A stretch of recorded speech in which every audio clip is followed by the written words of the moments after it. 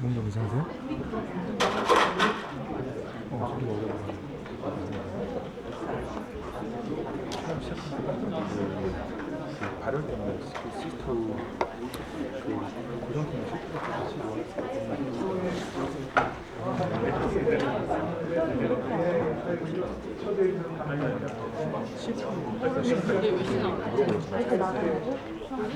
저는 하려고 하는 게 없는 거고 연구가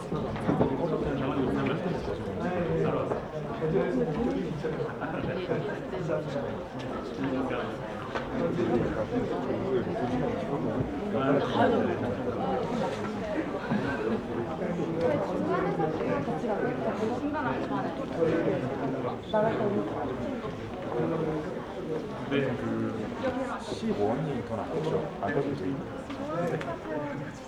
C1이 그리고 이거 그 프레젠테이션 나오는 화면에 그 뭐냐 줄이 검은색 줄이 쭉쭉 올라가잖아요. 요거 셔터 스피드를 60이 최선 30까지 내려보고 60이 제일 적은 걸로 하고 있거든요.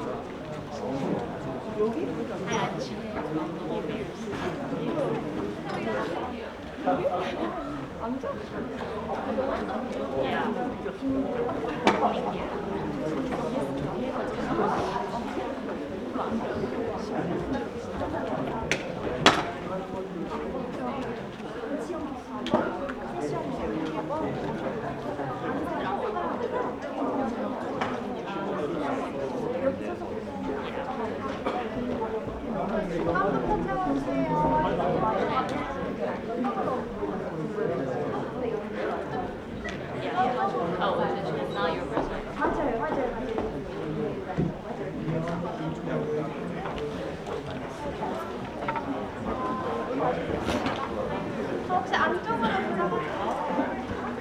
안쪽 다리.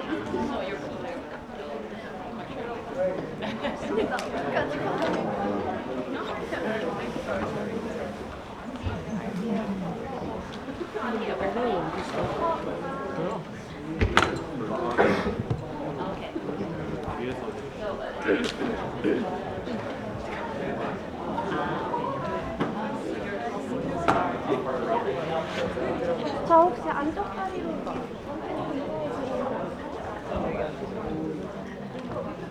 여기 앉아.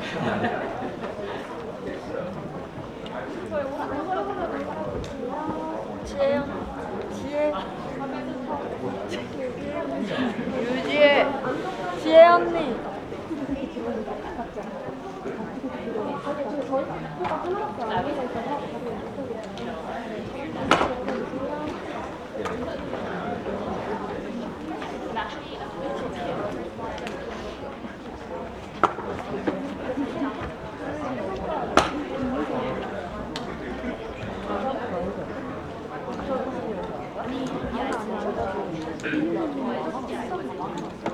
왼쪽으로 앉고 여기 앉고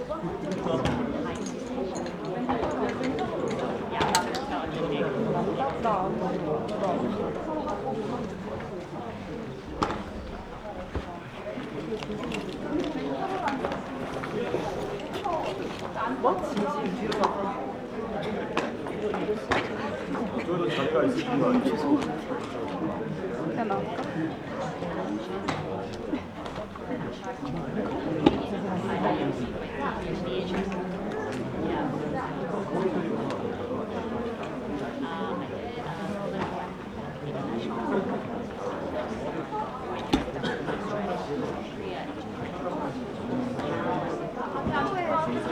저 혹시 안 저 안쪽으로 와주세요. 아, 여기 앉아도 되는데 저 안쪽에 네네, 안으로.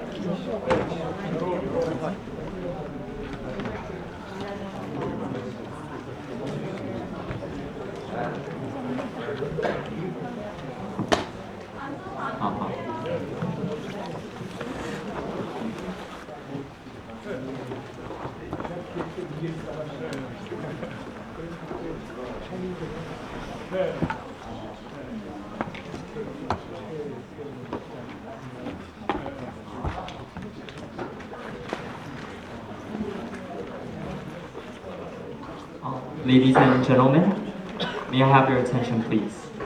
I am Ryan Boo, and I am currently a student fellow at the Center for Security Policy Studies Korea.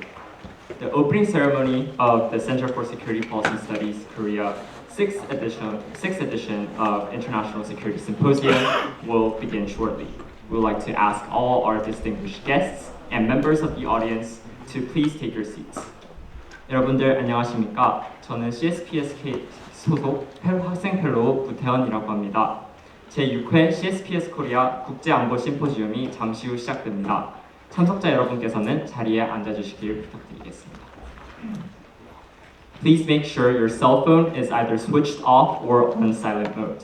Simultaneous interpretation will be available for this symposium. Set your device to channel 1 for English and channel 2 for Korean. 휴대폰은 무음으로 하시거나 진동으로 해주시기 바랍니다. 오늘 회의에는 동시 통역이 제공되며 영어는 수신기 1채널을 선택하여 주시고 한국어는 채널 2를 선택하여 주시기 바랍니다. Thank you very much for your cooperation.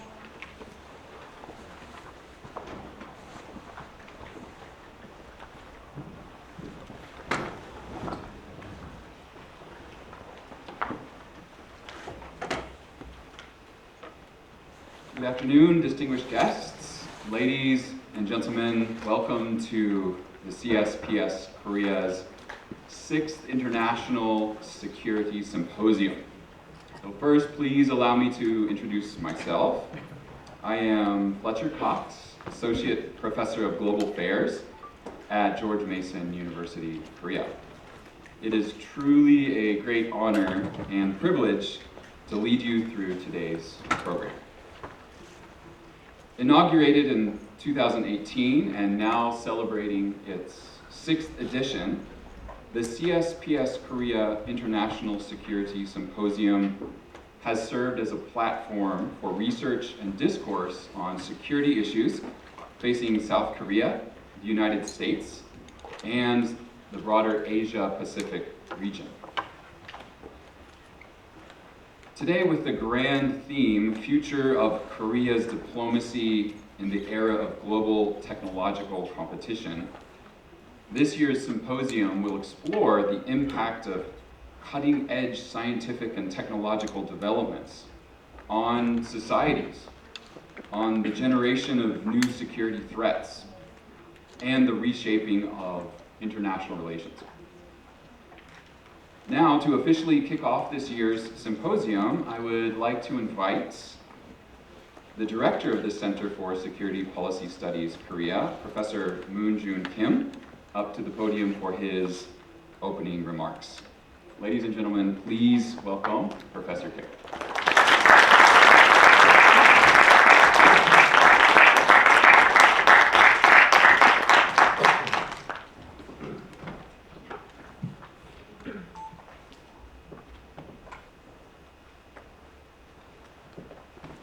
Honorable former Minister of Foreign Affairs, Dr. Park Jin, distinguished guests, colleagues, and all who have joined us, thank you very much for being here today.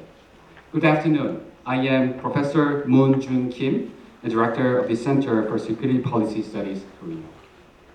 Our center, the South Korean branch of the CSPS at George Mason University, is a key research and policy hub. We analyze threats across the Asia-Pacific and actively connect the US and Korea to develop proactively policy solutions. Today, we hold this symposium under the urgent theme, the future of the Korea's diplomacy in the era of a global technological competition. The global power landscape fundamentally shifted. Today, advanced technology, especially AI, is a core factor determining the national power far more than the ideology or geopolitics of the past century. The nations now treat this technology as strategic resource in the contest for economic and military advantage. This is the central challenge of the global tech competition. This competition strains global cooperation even among our allies. The intensifying US-China rivalry forces South Korea to make very difficult choices. However, this period also offers a unique opportunity for us to leverage our technological strength to grow into major power and lead internationally. We are gathered to determine and chart the strategic future of the Republic of Korea in this critical dynamic. So we'll begin with the former Foreign Minister Dr. Park Jin's keynote dialogue on global technological competition and science diplomacy, presenting a forward-looking vision for a new diplomatic paradigm. Following this, Session 1 discusses the human-centered technology in the age of AI and humanoid robots. Session 2 then addresses the critical issue of the Korea's positioning in the US-China tech competition. I sincerely hope today's discussion provides a strong foundation for the strategic policy directions South Korea must pursue.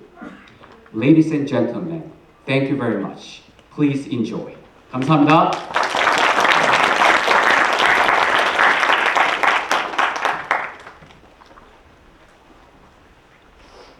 Thank you, Professor Kim, for your remarks.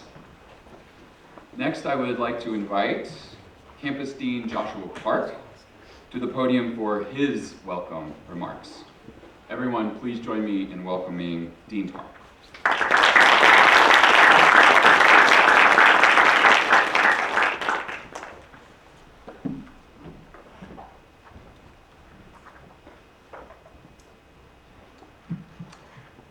Welcome everyone. 환영합니다. I'd like to, of course, first thank Minister Park Jin for gracing us with his presence and his wisdom this morning and this afternoon, and we're very much looking forward to a wonderful fireside chat session without the fire, but I'm sure the discussion will be extremely fiery. It's a great honor and pleasure to welcome you all to the, again, 2025 CSPS Korea International Security Symposium here at George Mason University, Korea. I'd like to also thank Mr. Kim Dong-jin, Secretary General of IGC, for providing us with this space and for the constant support by the Incheon Free Economic Zone and IGC for these kinds of activities. We're also very much looking forward to the presentations in session 1 and 2 this afternoon after this opening ceremony from a number of our leading scholars, both from within Mason Korea and the leading institutions in Korea today. The location that we're having this symposium, IGC, is Korea's only international education hub, a place where universities from around the world come together and where students engage across cultures, disciplines, and national borders.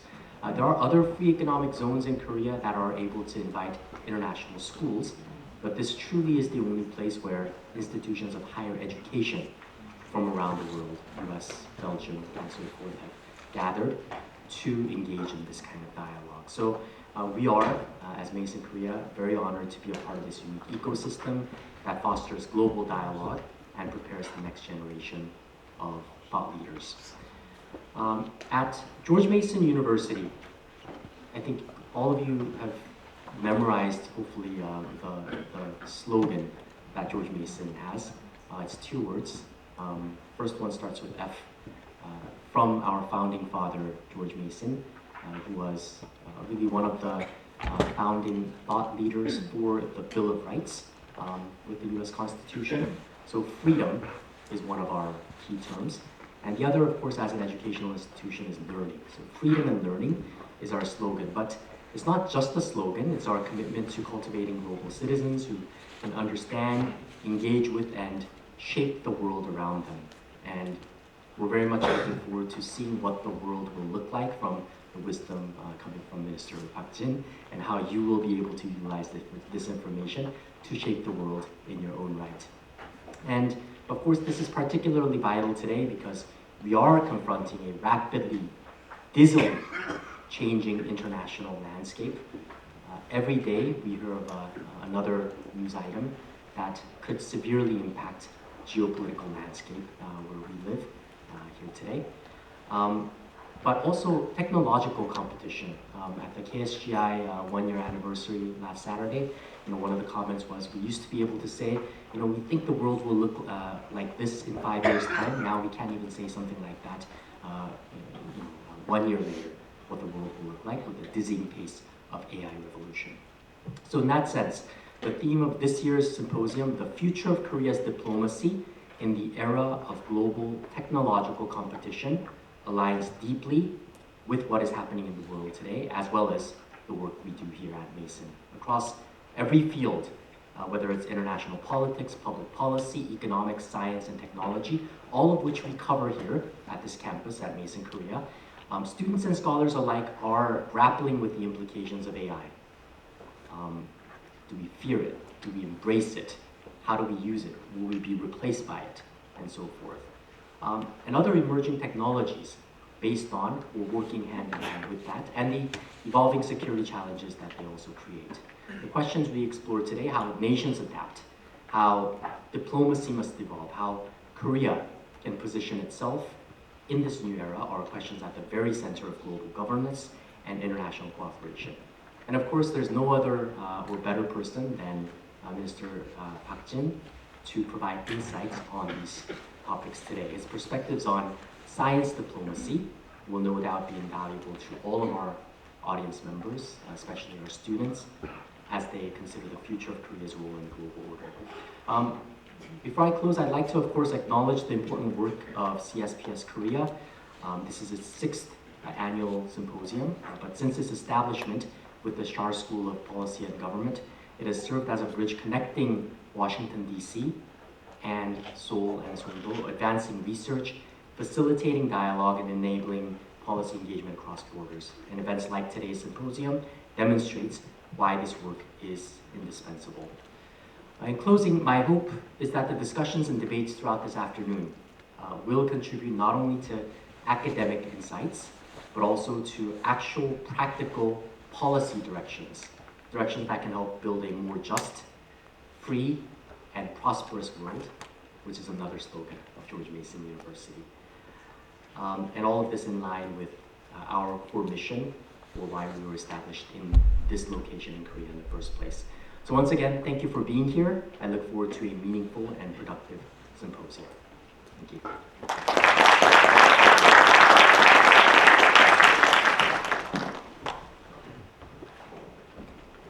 Thank you, Dean Park, for your remarks. We're already moving quickly through the agenda. So with that, I will conclude the opening ceremony of the 6th CSPS Korea International Security Symposium.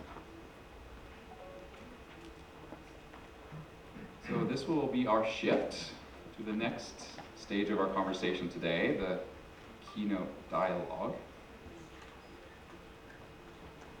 which will be the highlight of the symposium, featuring a keynote dialogue with Dr. Park Jin, former Minister of the Republic of Korea. This dialogue will be moderated by Associate Dean of External Affairs, Professor So-Young Kwon. So I would like to invite Minister Park and Professor Kwon to the stage. Everyone, please join me in welcoming the members of our dialogue today.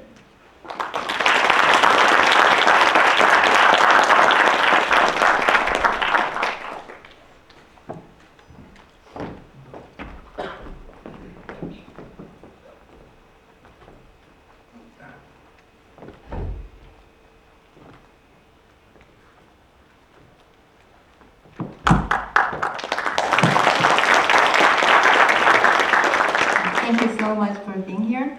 I am truly honored and privileged to invite Minister Park here. Also, I met him at the Oxbridge Association, so this table seems like Oxbridge dialogue in a way in an American university. Wow, I'm very happy that we finally could invite Minister Park to this place, because I've been wanting to have him here to meet our students, see our global campus, especially when he was serving as the Minister of Foreign Affairs. Actually, there was a plan to visit, which did not work out. But finally, we are here to hear about his insight on technological competition and science diplomacy today. In advance, we collected questions for the minister, and we had too many. I was really surprised that there are so many questions geared towards not only on science, technology, diplomacy, but on minister's personal life journey. So I would like to sort of skip the part about his bio. It's on page 13. It was just way too long, and it was a big challenge for us to fit into one page. Yet, if I may, just give a little glimpse of Minister Park's sort of achievements. He was the 40th Minister of Foreign Affairs for the Republic of Korea. And currently, he is back in the academia, but also as an advisor to Kim and Chang law firm. He is invited professor at the KAIST. Before, he studied at Seoul National University, Kennedy School of Government at Harvard University, New York University Law School, and got doctorate degree from Oxford University. He's a member of the New York Bar, and he's a former ROK Navy officer. It's just amazing, such a dynamic career path that he took, and therefore he knew a lot of people who were actually invited as our VIP guests. It was just amazing. So going back to all those questions, we would like to have some ice-breaking questions about your life first. So,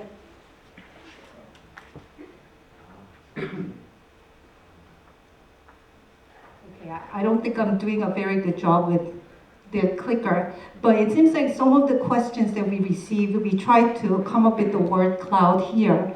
And the very first batch of the question was asking about your life, especially career path. What brought you to such a path? Because looking at your bio, it seems like you entered law school, but decided to be a diplomat by taking the foreign service exam at the age of 20. And after joining the Ministry of Foreign Affairs, you went abroad to study, got your doctorate degree at Oxford, then you returned to Korea to work for the Presidential Secretariat, enter politics, served 4 terms at the National Assembly, and appointed as a Minister of Foreign Affairs. So it's a truly dynamic and successful career path, especially for us as an ordinary person. It's something that we can hardly imagine.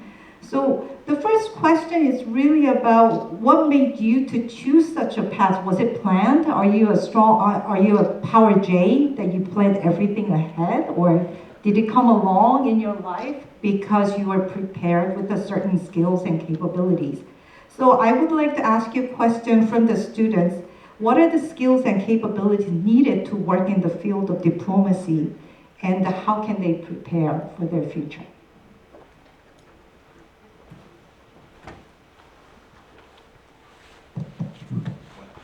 Thank you for the long question.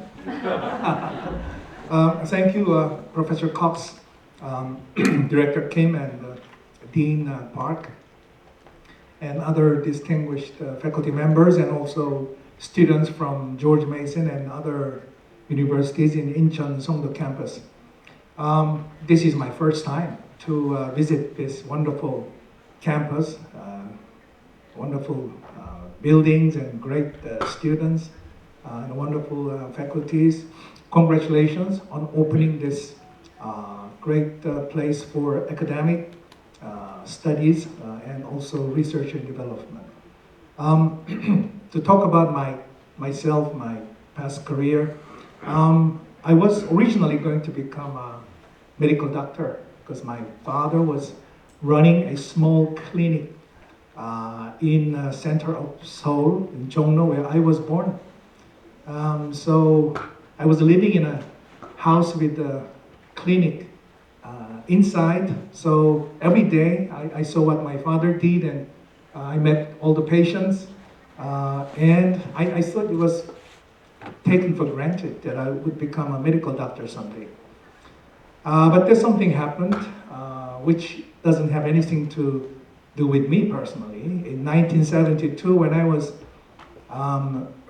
was in early second year in high school, American president visited China. And you may know who he is, Mr. Richard Nixon. And that was a big news at the time.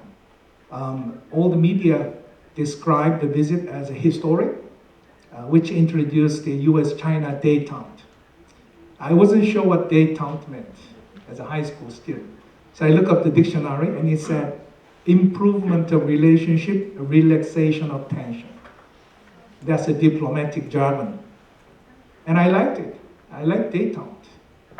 And I thought if US and Chinese president can meet and have a handshake and become friends, and obviously it was to counterbalance the then Soviet Union, which is a power game, then why can't two Koreas get united through détente? So I was reading the English newspaper on this diplomatic overture in order to study English, actually. But I fell in love with the story itself. And I thought maybe I should become a diplomat by studying law. Why? Because in order to achieve Korean unification, you have to change the armistice agreement, which is international agreement. So I need to study international law to change the current legal mechanism that controls the divided Korea.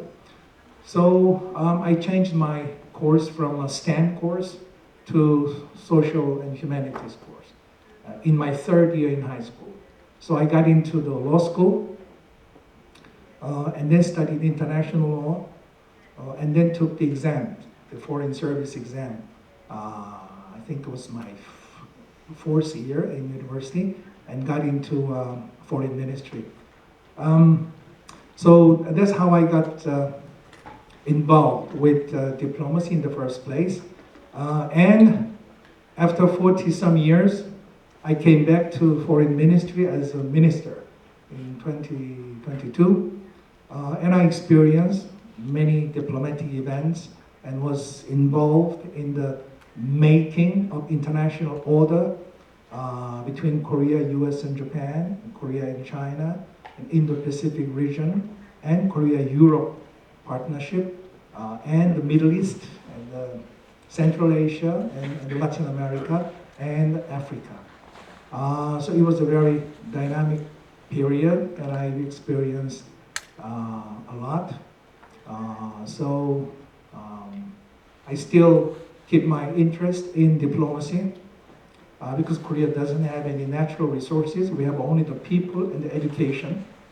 So in that sense, this campus, the role of this campus is very important for the future of Korea, and we need a good diplomacy. And right now, we are living in the world of technological revolution brought by the rapid technological advancement in artificial intelligence.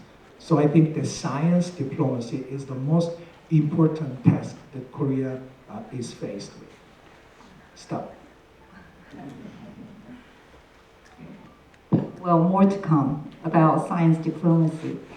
The second question really was about the questionable part in your life. You've never been abroad until the age of 26, and you never attended an international school growing up, but your English is excellent. And lots of students will probably wonder how they can improve their English and how they can become proficient. But I was amazed to find this picture, which was you speaking English, interpreting the meeting between President Kim Jong-sam of South Korea and President Clinton. So the question is, how can we improve, like students, can become so proficient in English, and running is popular these days, how can you possibly run and interpret it at the same time? So is there any secret to your personal secret to becoming such a English speaking but multitasker as well? Well, English is still my foreign language, for sure. And you don't have to learn English to run and speak at the same time. It was seen from the Blue House, the presidential office previously, in, I think it was July 1993, when President Bill Clinton visited Korea to meet with the then President Kim Jong-sam. And as you may know, President Kim Jong-sam is an avid jogger every morning at 5 o'clock. I used to jog with him for 5 years, every day, including weekends. So it was not easy to run in the morning, in early hour. But President Clinton came, and he's also a jogging man. So two presidents decided to jog together. And then they need someone to interpret, running and speaking at the same time. I've never interpreted for anybody in my life before. I've never learned how to interpret. I only taught students in Britain. After I finished my study in Oxford, as a former diplomat, I got a job in a place called Newcastle upon Tyne as a lecturer in politics. And then I was invited to the Blue House to become a young press secretary to the then president, Kim Jong-sam. And the media portrayed this jogging as a jogging for democracy, which is a great name. So they jogged, and I joined. And there was an American assistant who ran with us, so he was 2 + 2. And then after one lap, the American side just left. He said, I cannot run and speak at the same time. I'm panting up. So I was left alone. So I had to do the two-way communication. And as you know, President Bill Clinton was the man of curiosity. He asked all kinds of questions about Korea, the garden, the trees and flowers and everything. So after several rounds, President Clinton asked me, oh, this is a gorgeous garden and that's a fantastic flower. So what's the name of that flower? And I didn't know the name in Korean, what kind of flower it was. I said, oh, that's a special flower. And then he looked at me and said, oh, special flower. And then he made another 2 or 3 laps and they said, oh, that's amazing tree. What's that tree named? And I said, oh, I'm not sure. That's a special tree as well. So he looked at me and said, where did you learn your English?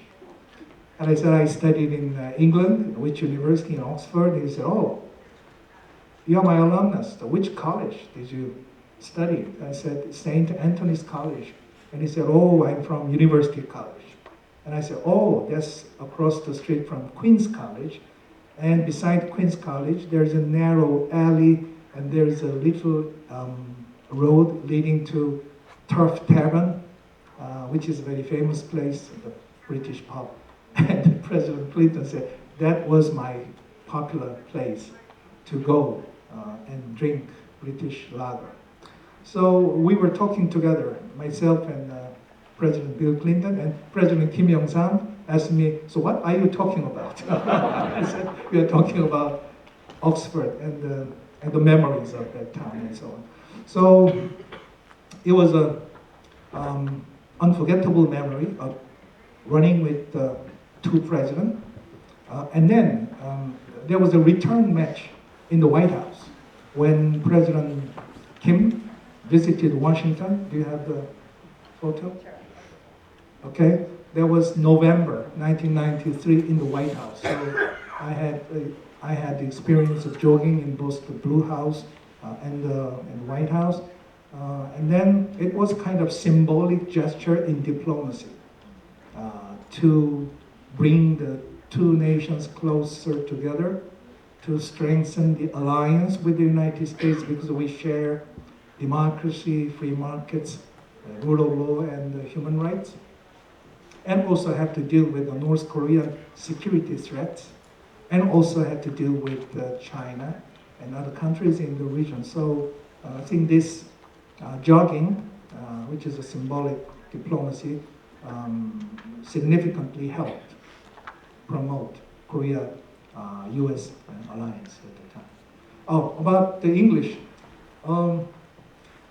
When I was a student, middle school student, there was no internet, no computer, no mobile phones, no Internet of Things. There was only transistor radio and television and LP records. So studying English in school, and also I had to rely on listening radio and also listen to the music through LP record. And at the time, the most popular musicians were Beatles. And I think that they were like the BTS today. I was only 10 years old when the first song, Yesterday, came out. So I began to memorize the song, Yesterday. I still memorize the song. And it turned out to be a good way to learn English, to learn the lyrics of the music, including Yesterday, Hey Jude, Let It Be, The Long and Winding Road, Imagine. There were so many good musics from the Beatles, which were all really helpful for me to learn English. And also, I started to memorize the speeches of the, say, famous people. For example, the John F. Kennedy speech, such as, ask not what your country can do for you, ask what you can do for your country. It's a very famous phrase from John F. Kennedy. Maybe because of that, I went to the Kennedy School of Government later. And then there was Martin Luther King Jr., who made a historic speech in front of the Lincoln Memorial. He said, I have a dream that one day this nation will rise and live out the true meaning of its creed, that we hold these truths, which is very self-evident, that all men are created equal. I think it was a historic statement that changed the course of history in the United States and also in other countries as well. That was in front of the Lincoln Memorial. And now the famous speech by Abraham Lincoln, the Gettysburg Address. There he said that this nation under God will have a new birth of freedom. That the government of the people, by the people, and for the people will not perish from the earth. So I memorized all this as a middle school student, and then began to tell my friends that you should memorize these as well. You know, these are very wonderful speeches, and this will help your English in the school, in your exam as well. I don't know how much it helped in my exam, but I got interested in kind of memorizing the speeches of the famous leaders, and it actually helped me a lot. As a foreign minister, I had to make a lot of speeches, and I always remember the speeches that I first learned from these books, from famous leaders of the world. So I think that was the way that I studied English. I still read the English newspaper every day and see if I can kind of synchronize with the new expressions, idioms and vocabularies and syntax and all the paragraphs. I think it's an endless process of studying English is, yes. Well, thank you, Minister. I'm so glad that we're not jogging at this point because I don't think I can carry on this dialogue. But it's really interesting to hear how he studied English. And in the era of AI, we stopped memorizing things. So it's pretty sad that young people don't have to go through like memorizing speeches or even reading newspaper. We don't really read newspaper, we click on the articles that we like. So I think definitely that reflects the change of the time, and perhaps it brings new ways for them to study languages. But I think that brings us back to the main topic of this symposium. We would like to talk about the technology, because advancement of technology has changed the world, and it changed the diplomacy too, I think. Looking at your profile, it seems like during your tenure as a foreign minister, you travel around the world, 540,000 kilometers. That's almost like traveling around the earth 13 times. So I'm sure you met so many people, you experienced lots of different diplomatic stage.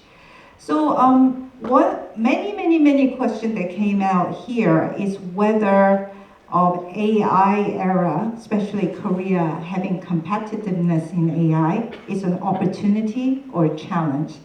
In other words, South Korea's national strategy and diplomatic strategy has to change, and how should that change to make this as an opportunity for us?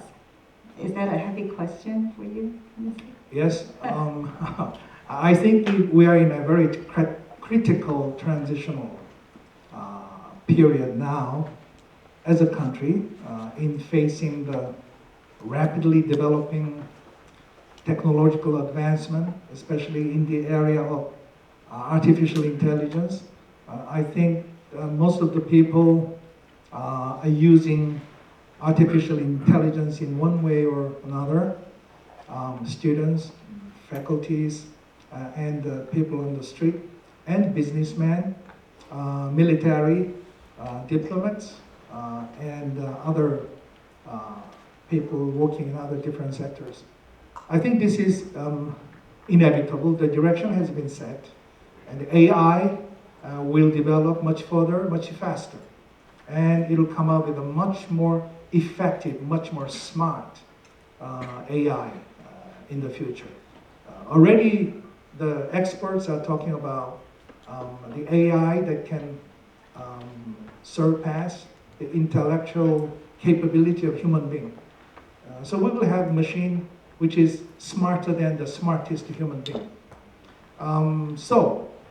It is a benefit to the humanity that we can take advantage of this unprecedented advanced technology for our daily life, for our business, for our study.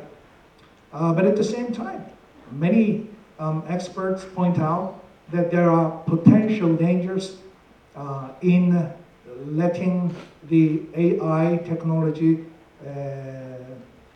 develop alone.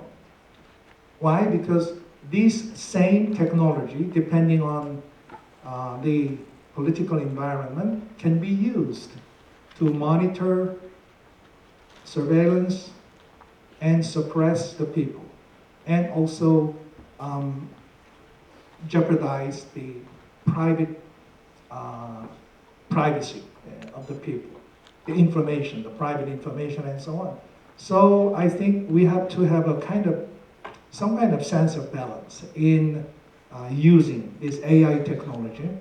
On the one hand, for the benefit of the humanity in medical science and also in financial management and also development of new materials, chemistry and physics and so on, and also exploration of space. Certainly you need advanced AI technology. But at the same time, we should make it certain that this technology doesn't go out of control. And also to prevent a situation where machines can begin to control human beings because they are so smart. Therefore, we need a good governance of AI, ethical and trustworthy and responsible AI,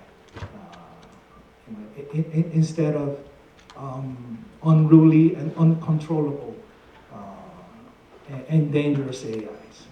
So I think this is an area where Korea can step ahead and contribute to the global governance of AI through norm settings and agenda settings.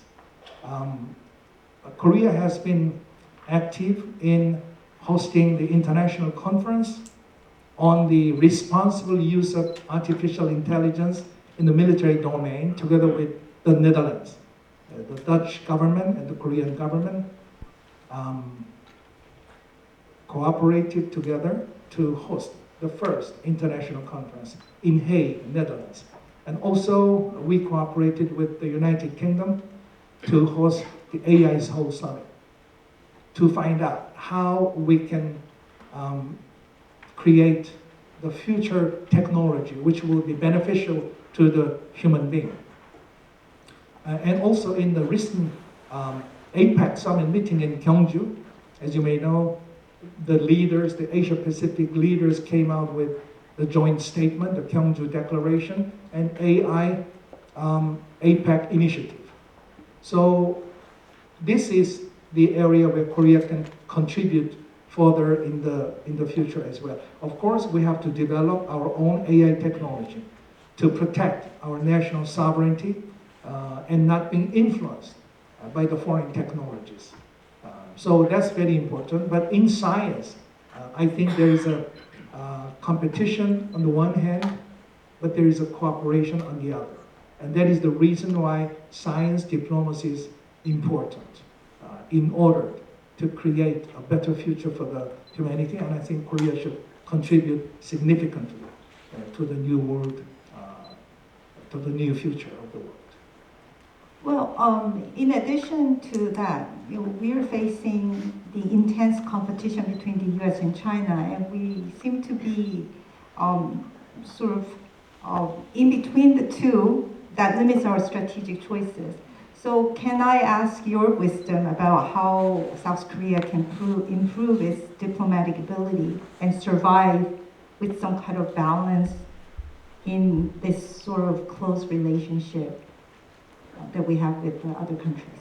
Yes, the United States is our only ally and a most advanced country in the world in the technology of AI, and we have this alliance with the US since 1953.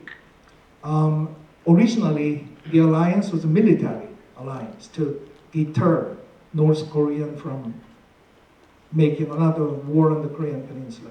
But it gradually became the economic alliance when the free trade agreement was signed in the 21st century. And now it is being transformed into a technological alliance. So this technological partnership between Korea and the United States, I think, is the most important area where we should make efforts in the future. Starting from AI, quantum, bio, nuclear, and space, and cyber, and others. We have the joint program with the United States in all these areas, including the Artemis project for space exploration. Now, there are other countries than the United States, the like-minded democracies in the world. The countries like Britain, France, Germany, Italy, Netherlands, Austria, Hungary, Finland, and all these countries are really strong science nations. So we need to promote our science and technology cooperation with all these countries, depending on which areas they excel compared to other countries. Europe is running the program called Horizon Europe, which is the largest global innovative research program. Korea joined this Horizon Europe as the first Asian country to do so. We are an associate member.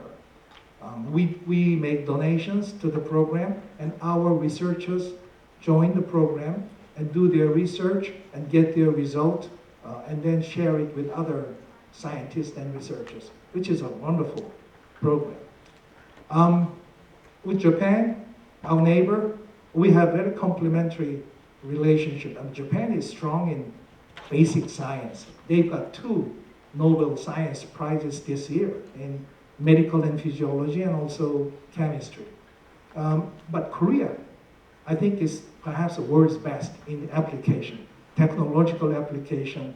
I think Korea is #1 in the world. So if Korea and Japan can combine our strengths together, then I think we can make mutually beneficial science and technology partnership with Japan.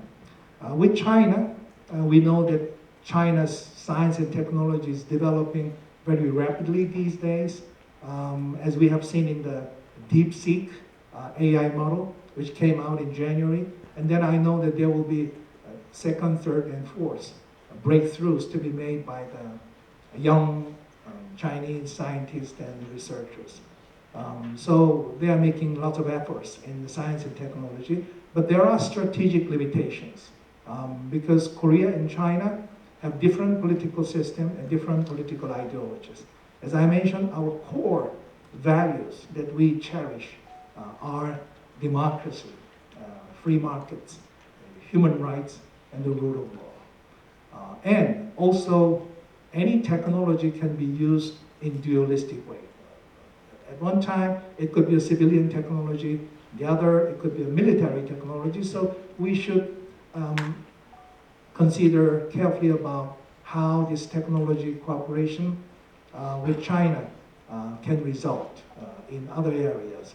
So maybe in a non-military area, a non-sensitive area, such as response to the climate change and health and welfare in an aging society, and also environment and renewable energy areas, I think we can explore cooperation with China. Israel is another country that will have a lot of possibilities, potential for science and technology cooperation with Korea, because we share common interests in economy and security as well. So, in summary, I think that we should have a firm, we should anchor firmly in the core values that we believe in through our alliance with the United States, but at the same time, we can engage in pragmatic partnership in China and other countries to expand our national interest. Well, Your Excellency, we can talk for hours. I know that you have a lot of stories to share. Unfortunately, what we don't have is time. So I would like to sort of close with the final question to Your Excellency. Our students, mostly from George Mason University, we are nurturing global human resources, and they're the future generation. So is there anything that you would like to tell them, any words you would like to share with them? Then I think that will be a nice closing to this session. Yeah, I'll tell you a story. I'm teaching a course at the KAIST every 2 weeks to undergraduate and graduate students. And I emphasize the importance of science and science diplomacy to my young scientists and researchers. I said that you research in a lab every day, every night, with your colleagues, with your professors. It's wonderful. But you should also think about what kind of global environment I'm working in, say, synthetic biology or nanotechnology or renewable energy or life sciences. Because we are living in a changing world. And you should have a strategic view of the changing structures of the global politics and economy. And now, technopolitics is very important compared to geopolitics. Geopolitics is something that will decide the country's future and destiny based on the location of a country. But now, technopolitics is increasingly more important. And this is about what kind of technology you have, which will influence your future and your destiny. So you have to be very interested in diplomacy. And after one semester, 3 students out of 14 came to me and I want to become diplomats. So I said, oh, maybe I went a little too far. What I'm trying to say is that right now, science and diplomacy are not separate things. It is increasingly combined because of the development of AI technology. So if you are interested in, for example, becoming diplomat, and I recommend you to understand the changing global structure of the world by reading history, international relations, economics and law, and even if you are majoring in STEM areas, it doesn't matter. You can become good diplomats with your engineering background to go out to the international conference and negotiate the norms for the AI, quantum, bio, and space. And also participate in the global discussion on governance of AI, which Korea has been hosting during the last 3-4 years. So you are in a very good situation now. If you have this academic background, you can have a great future. And always remember that in diplomacy, credibility and trust are most important. You have to make the other side think that you are a sincere person and you can rely on him or her, and then it's trustworthy relationship. Otherwise, you cannot persuade the other side because you have different positions between the two negotiators, and you have to find out the common ground where you can stand together, and you have to develop your character in that way so you can give confidence and trust to the other side.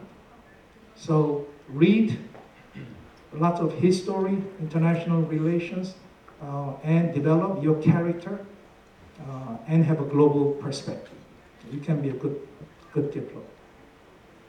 Thank you very much. I will be teaching diplomacy class next semester. Perhaps I should invite you back to George Mason University to tell the same story to our students and encourage them to come to the diplomatic field. Well, this actually closes our first keynote dialogue. Unfortunately, the time is pretty tight, but I am very, very honored to have Minister Park Jin here with us to share his thought. So give him a big round of applause.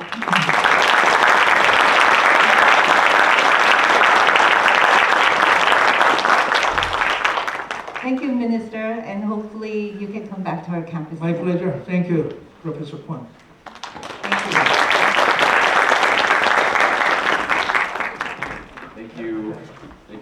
Thank you, Professor Kwon, for leading us in such a meaningful fireside chat. Thank you, Minister, for sharing with us your wisdom, your encounters with history, and great advice about the future of this rising demand for science diplomacy. It's very clear to me that the topic of today's symposium puts us right on the frontier of the biggest, most pressing debates related to the field of international security. I'm very much looking forward to our ongoing work to try to figure out how to deepen our understanding of what's at stake at this particular moment in the international system. And with that, we will conclude the keynote dialogue component of the agenda here in the 6th CSPS Korea International Security Symposium. So on behalf of the hosts, I would like to thank all of our guests and the audience for taking time to join us in this session. And I will now turn the microphone over to our student MC. Thank you, Professor Cox. Now, before we continue, we would like to take a group photo to remember this moment. First, could I kindly invite all distinguished guests and speakers with a name tag to come up to the stage for the first photo. 이번에 사진 촬영이 있겠는데요. 명찰이 있으신 귀빈 여러분들은 무대 위로 올라와 주시기 바랍니다. 감사합니다.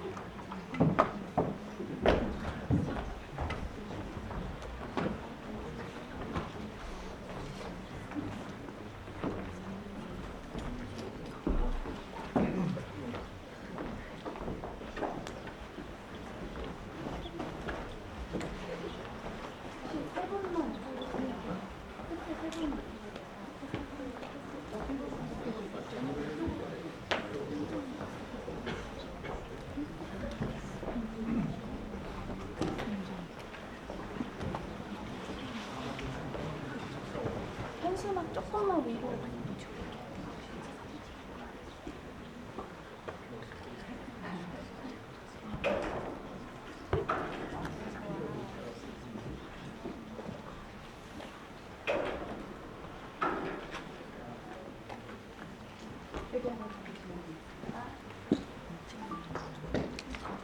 One, two, three.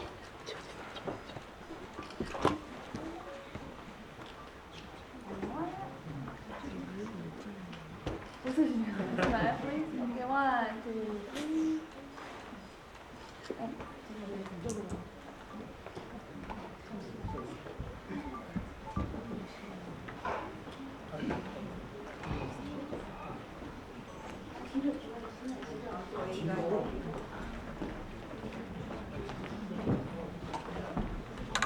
Could we also have the faculty members on stage, please? All the faculty members of George Mason University, Korea. Thank you.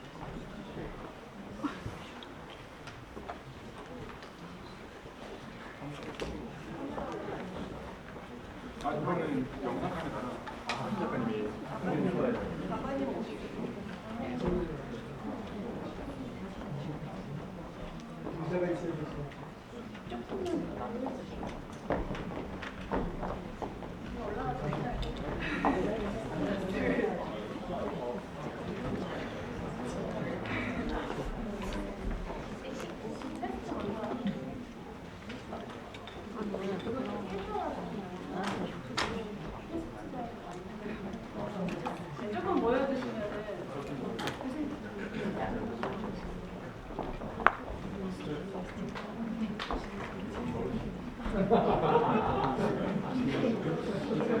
우리 뒤에 학생분들 Oh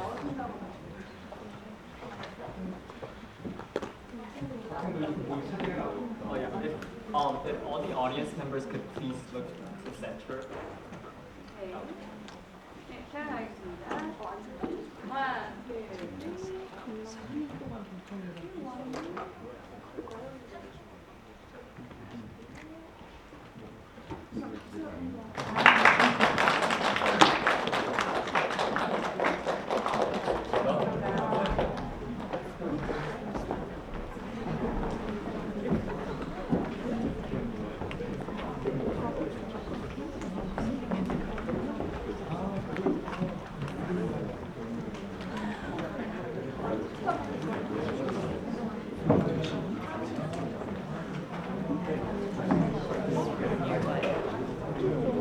Thank you, distinguished guests.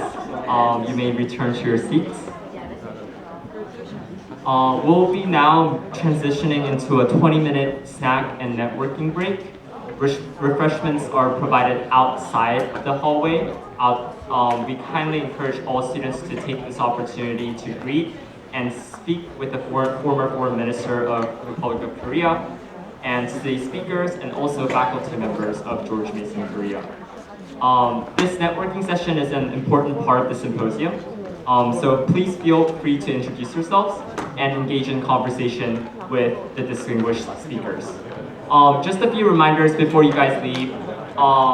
Snacks may not be brought into the small theater, which means that all foods should be consumed outside the venue.